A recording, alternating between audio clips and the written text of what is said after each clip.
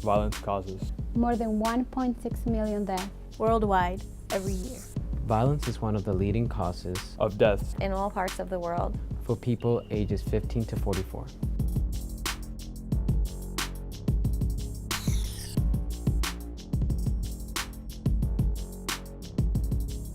In my own point of view, when I first think of violence, I feel like racial inequality, just because of the current issues that are going on in our country, of how we are becoming more racially, I guess, divided, because we are, I feel my own way, targeting one another for our differences than seeing each other as what we can offer each other. I've seen that violence has managed to infiltrate even within young students and young children.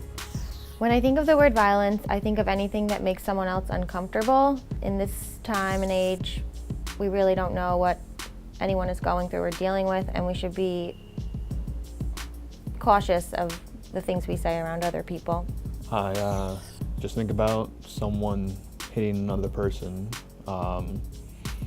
Right now with what today and what's happening, I think a lot about gun violence as well, and all the tragic events that have been happening down in Florida, Vegas, all of those places.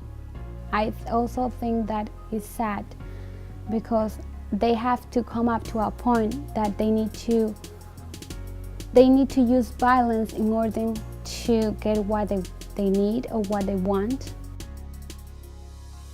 It can be detrimental to their self-esteem and how they feel about themselves, which can greatly affect their future and how they look at themselves. I believe that violence can affect anyone's future, and for example, they be affected physically and mentally.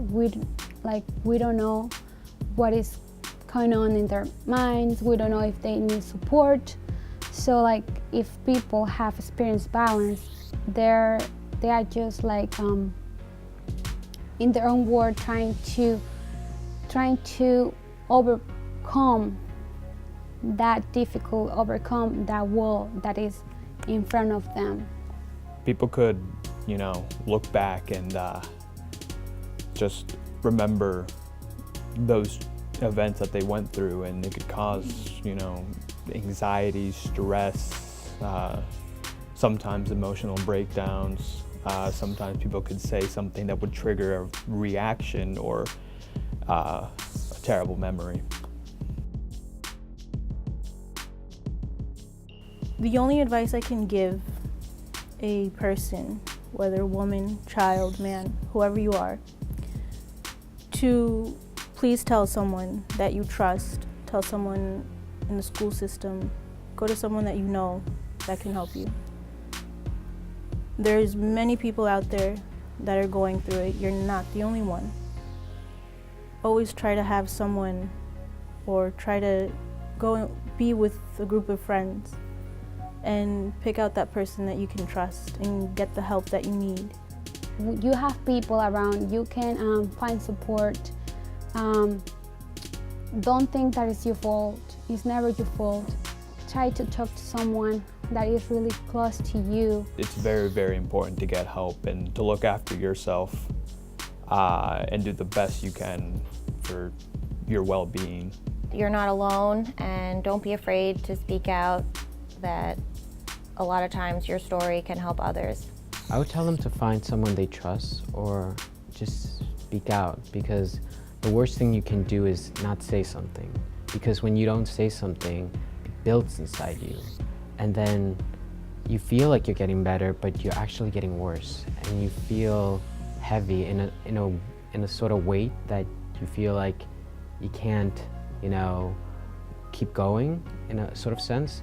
And that can lead to more, I feel, it could damage you mentally and lead to, I feel, suicidal thoughts even. So I definitely encourage students to go out, just find a friend or family member you trust and speak to them, because they will help you overcome this.